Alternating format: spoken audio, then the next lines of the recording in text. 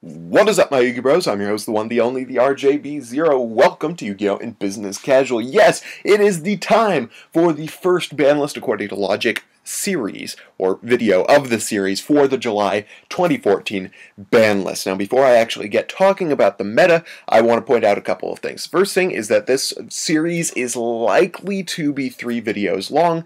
I may have a fourth, depending on whether or not I want to make a separate one, just kind of to discuss and recap the ban list predictions that I have made in the series so far. This first video is going to be talking about the June format meta, and what out of the current meta we are likely to see getting hit for this format. There are a couple of factors that I have to go over before I can get talking about the meta itself.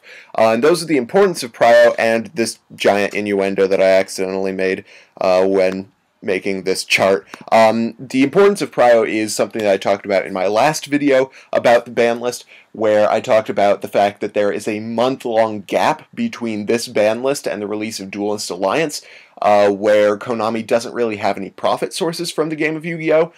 So they are going to be heavily relying on Primal Origin in order to make profit for this format, which means that decks that are big driving profit factors for Primal Origins, that are getting people to buy Primal Origins, are unlikely to get hit nearly as hard or even at all as the other decks that I'm going to be talking about. The second factor is this article that they wrote recently that I can link you guys to in the description below, where they talked about ways to get around the hands. Now, the question following this article is this article an indication that Konami is not going to ban the hands or hit the hands in any way, so it's telling us how to get ready for that, or is it Konami wrapping up a format of hands by telling us how to beat them for the rest of the format, indicating that they don't care about Dragons of Legend and the release of the hands at all, meaning they're likely to get hit during the end of the format. I'm probably going to be talking about the hands more in the next article. Just keep in mind that the hands are a big factor in a lot of the current decks, and if Konami were to hit some of the meta decks that rely a lot on Primal Origins, the hands would probably be the first thing to go. So the decks that I'm going to be covering specifically in this video, and let me know down in the comments below if you think there's a deck that I missed. These are just the ones that I think are the most likely to be the factors in the current ban list prediction cycle.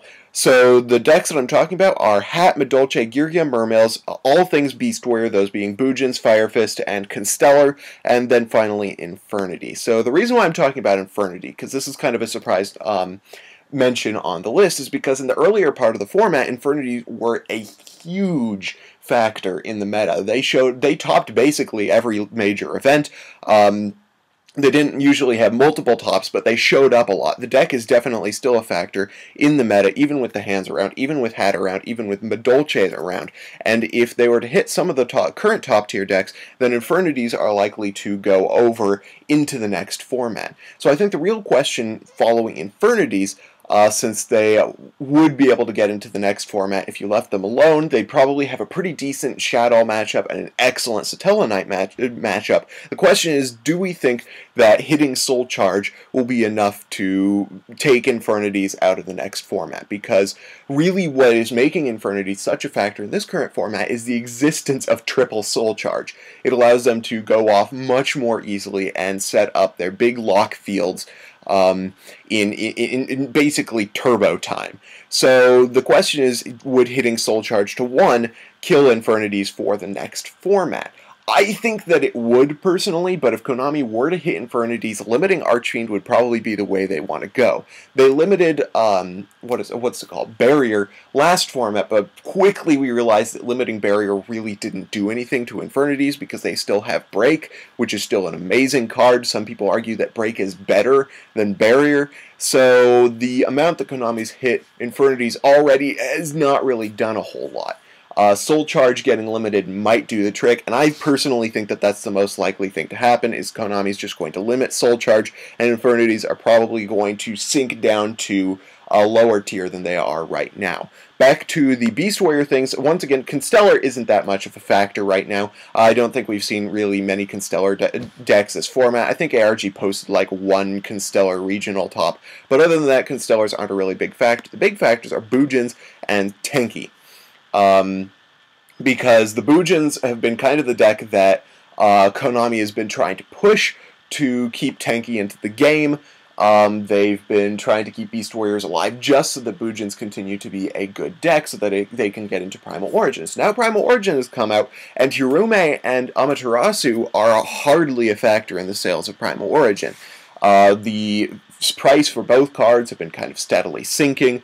Bujins have had just kind of 1 or 2 regional tops at a time, and I think that they've run their course in terms of profitability for Konami, which means that I think that the most likely thing to get hit is Tenki. Fire Fist aren't likely to be a big factor going into the next format because they're really terrible against Shaddolls, and they're not going to do a whole lot against the Tellarknights, but I think the Tenki getting hit, probably just down to 2, just to kind of feel the waters, since Konami has hit Tenki to 2 before.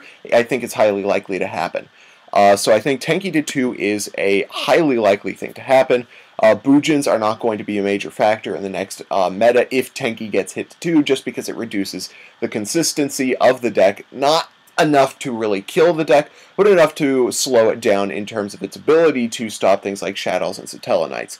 So Mermails are another thing we have to talk about, because if Mermails don't get hit this format, they will have been top tier for literally 2 years coming this November.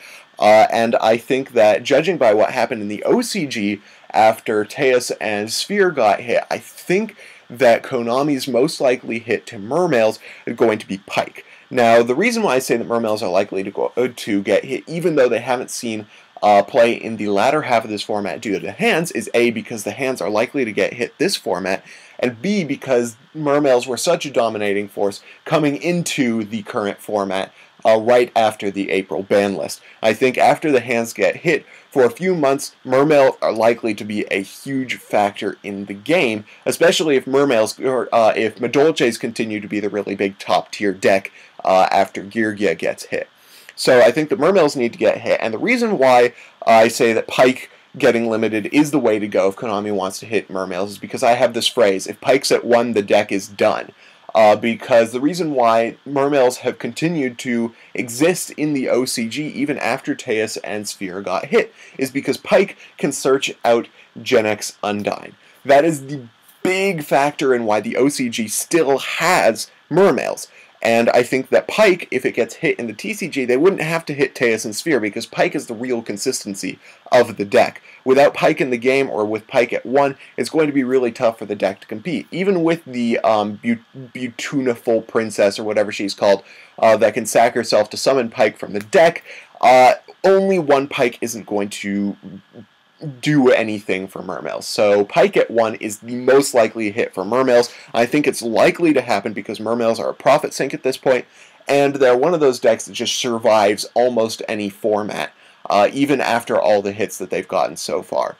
The big one, though, the really likely to get hit one, is Yugioh. Yugioh is a total profit sink for Konami right now. The only recent card that Yugioh have been buying into since Legacy of the Valiant is Soul Charge. If Soul Charge gets limited, there's really no reason for Yugioh to exist for Konami. They've been around for more time. They've been around for longer than Mermails. So Yugioh are probably going to get hit. I think it's absolutely inevitable. The big question for Yugioh is, what are they going to hit? Because Yugioh do have support coming in the future. We don't know when. We think it's likely to come out of a structure deck, since the Lightsworn support came in a structure deck for the TCG, but we don't know when. The one that people have been talking about a lot when talking about limiting Yugioh is hitting Yugioh gear. Now, the reason why I think that that's unlikely to happen is, first of all, because the biggest piece of Yugioh support that they're getting is Yugioh Mark III.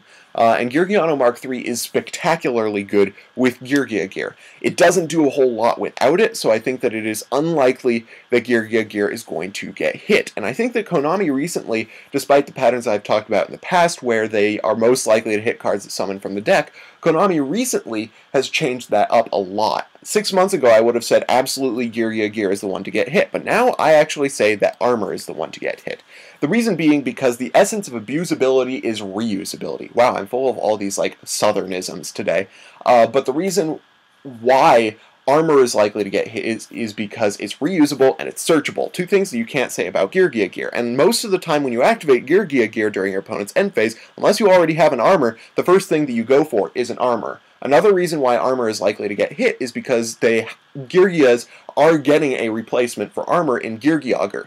Even if Yugioh only have one armor, if they also have 3 Yugioh, the deck will still be successful once the structure deck comes out. But if Yugioh armor is still in the game, is still at 3, even if they hit Yugioh, that structure deck is likely to sell substantially less, and it's likely to make less of an impact in the meta. Yugioh armor starts the majority of the plays for Yugioh, and it is the most reused card in the deck. Accelerator and Gigant Cross are 2 other things that people have talked about, but I don't think they're likely to get hit, partially because Accelerator will be absolutely necessary for the deck to function once the structure deck comes out, and because Gigant Cross is only really good because of its ability to access Gigioh armor in the deck or its use in other decks, which is not going to be much of a factor for the future. So Gigioh armor getting hit to 1 is probably the most likely way that Gigioh is going to get hit, aside from Soul Charge getting put to 1.